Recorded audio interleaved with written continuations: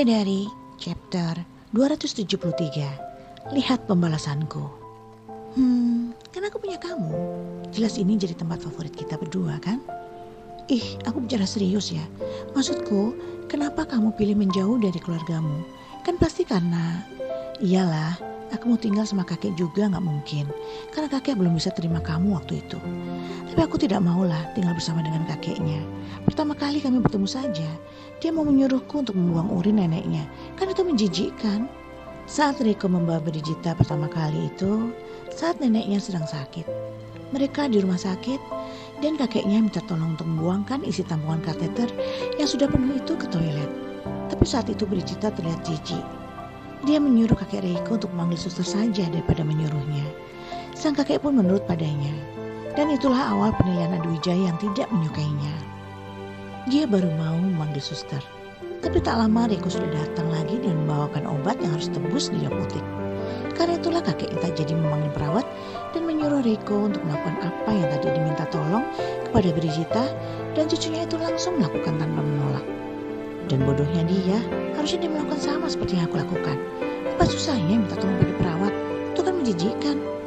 Makanya mengingat hal ini, Brigita ngedumel sendiri dalam hatinya sekarang. Tapi masa sih kamu tega kalau kita direstuin harus tinggal di tempat kakekmu waktu itu? Aku kan bilang padamu, kalau aku ingin tinggal berdua dan tidak mau bersama dengan keluarga. Aku ingin kita mandiri. Lagi-lagi Riko pun mengangguk pelan dengan senyum di bibirnya. Ya kan aku gak mungkin tinggal sama kakek, karena kakek mau tinggal di Kudus sesuai request nenek. Tapi sebenarnya aku gak tega, karena mereka sudah tua. Kan kamu yang bilang sendiri kalau kita harus menjaga nenek waktu itu. Apa sekarang kamu baru berpikir juga kalau aku sama seperti ibu tirimu itu yang tidak menyayangi keluargamu? Enggak lah, kamu punya alasan kenapa kamu gak mau dekat dengan keluargaku. Karena kamu tidak terima oleh mereka, bukan? Disinilah Brigita seketika mengangguk. Nenekmu meminta aku untuk berhenti bekerja dan menjadi ibu rumah tangga. Baru aku bisa diterima di keluargamu. Tapi aku udah kayak zombie kalau melakukan itu. Tapi kamu gak ngasih tahu ke nenekmu kan kalau aku cerita? Kamu juga gak tanya ini ke dia juga kan? Riko menggelengkan kepalanya. Apa yang kamu ceritakan padaku, tidak aku ceritakan pada nenek dan kakekku. Kamu jangan khawatir. Ya iyalah, aku khawatir. Orang itu semua aku yang bikin cerita. Mereka tidak bilang apa-apa. Tapi itu adalah alasanku. Kenapa aku gak mau tinggal bersama dengan mereka? Karena aku tidak mau tiap hari suruh buang urin. Keluh hati Brigita. Di saat yang bersamaan. Nah, sekarang aku ingin bicara soal Mama Rika serius dengan Bi. Apa? Aku mau kasih tahu ke kamu. Kalau untuk keluargaku, maksudku pandangan mereka seandainya mereka tahu hubungan kita, seperti Mama Rika, kamu itu bagian dariku, Bi. Riko mulai menegaskan. Coba sekarang kamu bayangkan apa yang ada di pikiranku ini. Kamu fokus dulu. Untung saja driver online-nya agak lama, karena memang lokasi tempat beli makanannya agak jauh. Jadi mereka bisa mengobrol dulu. Andaikan kamu kemakan sama apa yang dikatakan oleh mamaku, lalu kamu datang ke sini seperti kemarin, dan dia yang dipercaya oleh kakekku dan disayangi oleh kakekku berniat buruk pada kita. Dia menelpon kakek lalu menunjukkan apa yang terjadi dengan video call. Pasti kakek marah padaku. Dia pasti membenciku.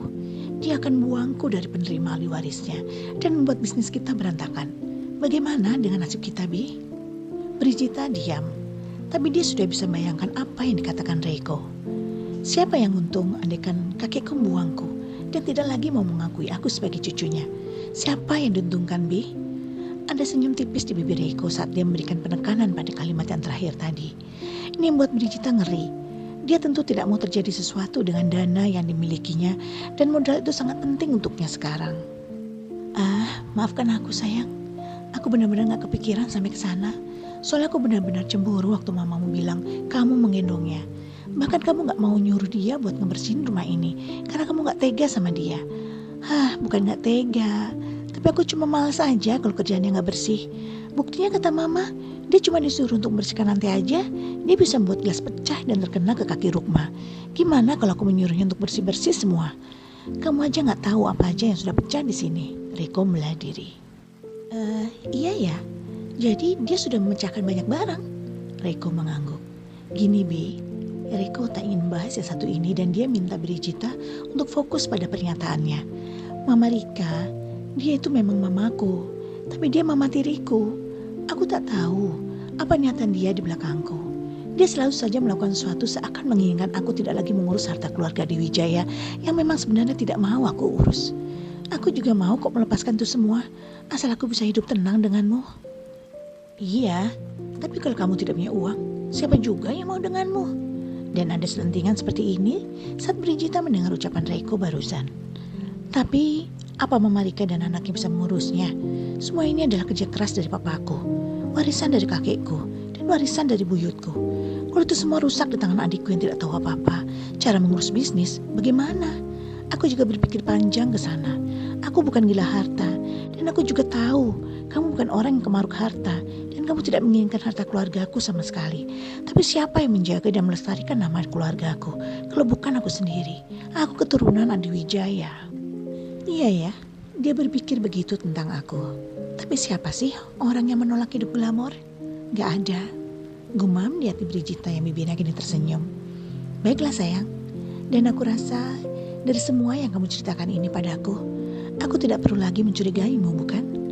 Disinilah Reiko mengangguk pelan dan mengangkat bahunya sekaligus. Semua tergantung padamu, Bi. Sekarang lihat apa yang sudah dilakukan oleh mamaku terhadap bisnismu. Seminggu kamu tidak mengurusnya. Brigita sedikit meringis. Aku sengaja membiarkan untuk memberikan pelajaran padamu. Kalau kita tidak seharusnya terlalu percaya dengan orang lain. Benar yang dikatakan Reiko. Dia mengikuti keinginan Brigita melakukan apapun yang diinginkan wanita itu untuk membuktikan kalau dirinya memang tidak memiliki hubungan dengan Aida lebih dari sekedar apa yang diketahui oleh Brigita. Reiko tak mau kalau orang memanfaatkan kelemahan mereka ini seperti yang dia duga dari yang dilakukan Rika. Jadi tujuan mamamu ingin membuatmu terlihat buruk di hadapan kakekmu begitu? Supaya kamu bisa terusir dari nama penerima ahli waris? Reiko mengangkat bahunya lagi. Itu pradugaku. Tapi biar bagaimanapun, dia adalah istri papaku dan aku harus menghormatinya. Dan ini adalah rahasia juga keburukan yang ada di keluargaku. Aku tidak berani untuk menceritakan ini kalau bukan padamu, karena kamu adalah bagian dari diriku. Makanya, aku yakin kamu gak akan melakukan yang buruk pada keluargaku. Tidak. Aku tidak akan melakukan hal-hal yang buruk padamu dan keluargamu. Bisik hati Brigita kesal. Tapi sekarang ibu tirimu itu mengusikku. Dan aku yakin sekali kalau dia tidak tulus padaku. Dan aku pun juga akan menjadikannya sebagai alatku juga. Tunggu balasanku. Apa kamu paham, Bi, semua penjelasanku?